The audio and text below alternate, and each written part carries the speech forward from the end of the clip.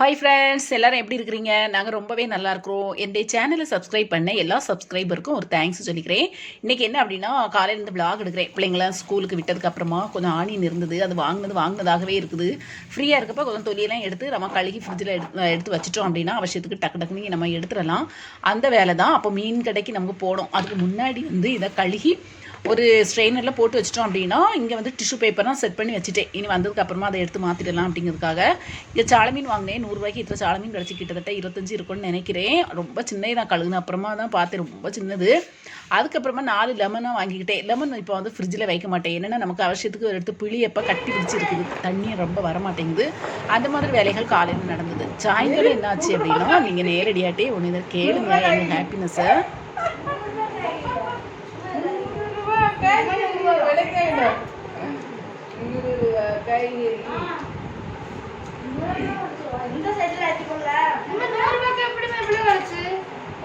கேட்குது இப்படி போடணும் பீட்ரூட் இன்னும் அடுத்த வாரம் ஒன்றும் என்ன தெரிஞ்சு வச்சுட்டு அந்த மார்க்கெட்லாம் இப்போ இருக்கு. இதெல்லாம் நம்ம கத்திரிக்காய் போட்டுக்கனால கத்திரிக்காய் வந்து எடுத்து போடலாம்ல. சின்ன கேரட் எல்லாம்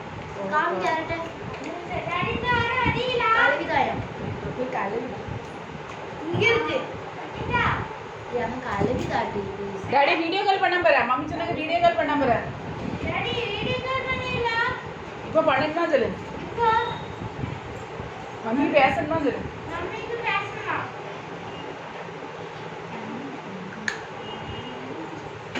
இதுவே உண்டுங்களா?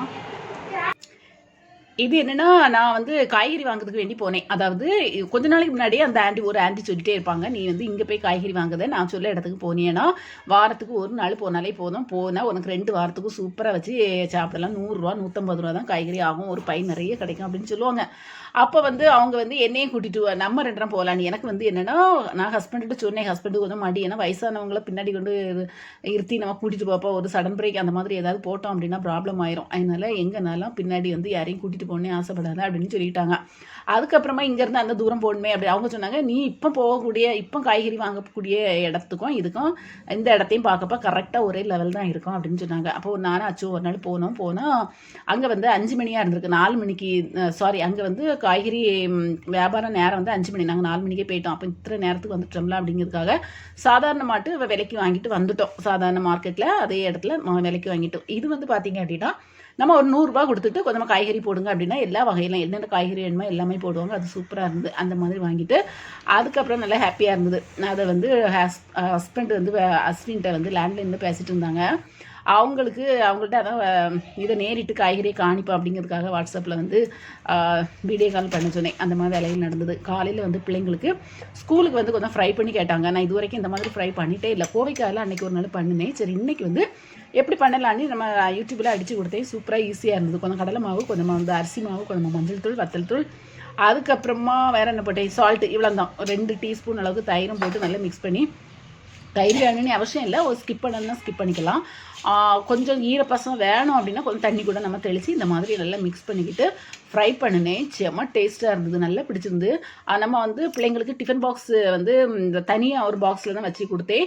அது சவுண்டு கேட்கும், அதில் போடப்போ முறுமுறுன்னு சவுண்டு கேட்கும், அந்த அளவுக்கு இருந்தது. நமக்கு மைதா போட்டு செய்யலாம், இல்லைன்னா கார்ன்ஃப்ளவர் போட்டு செய்யலாம், அந்த மாதிரி எதுனாலும் போட்டு செய்யலாம். நல்லா ஹாப்பியாக இருந்தது. கொஞ்சம் ரசமும் இந்த ஃப்ரையும் மட்டும் போதும் அப்படின்ட்டாங்க. சரி, பப்படமாவது காய்ச்சி தரேன்னு, வேண்டாம் இது எங்களுக்கு போதுமா அப்படின்னு சொல்லிட்டாங்க. அவங்களெல்லாம் ஸ்கூலுக்கெல்லாம் விட்டுட்டு நமக்கு பாத்திரங்கள்லாம் கழுக வேலை. இன்றைக்கி இட்லி பாத்திரம்லாம் கழுக வேண்டியது இருந்து. என்னென்னா, உள்ளே கஷ்டமான வேலை எனக்கு இட்லி பாத்திரம் கழுக வேலை அந்த மாதிரி தான் இருக்கும். அதையும் பெட்டு நீ தண்ணிக்குள்ளே முக்கி வச்சுட்டு அதையும் கழுகி அதையும் காய வச்சுட்டு அந்த மாதிரி வேலைகள். அதுக்கப்புறமா பேலன்ஸ் இருக்க பாத்திரங்கள்லாம் கழுகி இந்த இடத்துல கமத்தி போட்டுட்டோம் அப்படின்னா மற்ற வேலைகள்லாம் தொடங்கிட வேண்டியதுதான். அதுக்கப்புறமா பார்த்தீங்க அப்படின்னா, இன்றைக்கி பெரிய அளவில் நமக்கு டெய்லி ரொட்டீன் அந்த மாதிரி விலாகு இன்றைக்கி எடுக்கலாம்.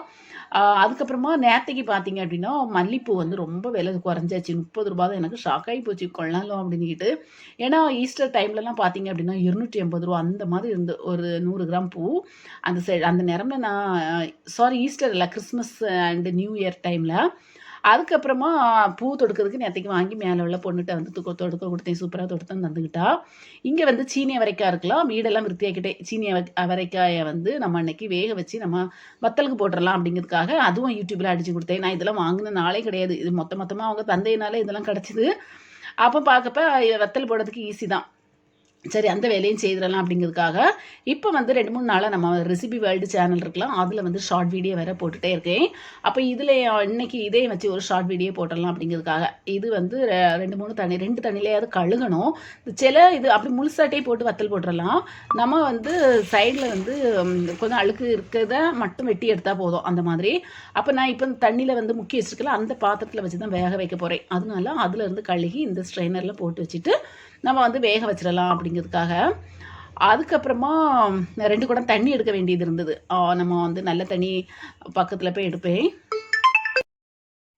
வாய்ஸ் ஓவர் கொடுத்துட்டே இருந்தேன். ஹஸ்பண்ட் வந்து ஃபோன் பண்ணாங்க, அவங்கள்ட்டையும் பேசிக்கிட்டேன். 2 குடம் தண்ணி வந்து சோறு கறி கூட்டெல்லாம் வைக்கிறதுக்கு நல்லாயிருக்கும். குடிக்கிறதுக்கு வந்து ஃபில்டர் தண்ணி தான் எடுப்பேன். அந்த மாதிரி அதுவும் எடுத்து வச்சுக்கிட்டேன். அதுக்கப்புறமா நமக்கு வந்து இதை வேக வைக்கணும். வேக வைக்கிறதுக்கு கொஞ்சம் சால்ட்டு போட்டு மட்டும் வேக வச்சா போதும் அப்படின்னு சொன்னாங்க.